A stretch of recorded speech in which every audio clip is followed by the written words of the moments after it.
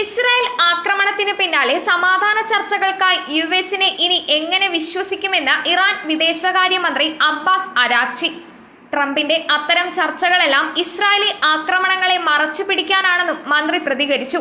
അമേരിക്കയുടെ ഇസ്രായേൽ അനുകൂല നിലപാടിനെയും ഇറാനെതിരായ നിലപാടിനെയും നയതന്ത്രപരമായ ചതിയെന്നാണ് അദ്ദേഹം വിശേഷിപ്പിച്ചത്.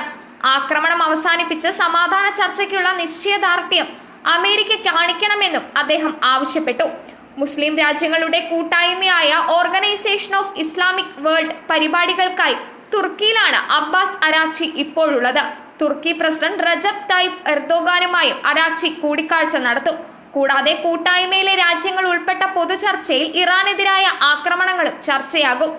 ഇറാൻ ഇസ്രായേൽ സംഘർഷം 9ാം ദിവസത്തിലേക്ക് കടക്കവേ ഇരു രാജ്യങ്ങളും ആക്രമണം കടുപ്പിച്ചിരിക്കുകയാണ്.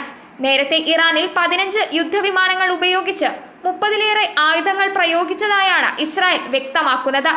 ഇറാനിലെ ഇസ്ഫഹാൻ, തെഹ്റാൻ എന്നിവിടങ്ങളിൽ ആകാശത്ത് സ്ഫോടനമുണ്ടാകുന്നതിന്റെ ദൃശ്യങ്ങൾ പുറത്തു വന്നിട്ടുണ്ട്. നജഫാബാദ് നഗരത്തിലെ വ്യോമ പ്രതിരോധ സംവിധാനം ഇസ്രായേൽ ആക്രമണങ്ങളെ പ്രതിരോധിക്കുന്നതും മാലാഡ് പ്രവിശ്യയിൽ സ്ഫോടനം ഉണ്ടാകുന്നതുമാണ് ദൃശ്യങ്ങളിൽ ഉള്ളതെന്നാണ് അൽ ജസീറ റിപ്പോർട്ട് ചെയ്യുന്നത്. ഇതിനിടെ ഇറാനിലെ ഖ്വാമിൽ ആൾതാമസമുള്ള കെട്ടിടത്തിൽ ഇസ്രായേലിന്റെ യുദ്ധവിമാനം ബോംബാക്രമണം നടത്തുന്ന ദൃശ്യങ്ങളും പുറത്തു വന്നിട്ടുണ്ട്. News desk മലയാളാക്ഷരം.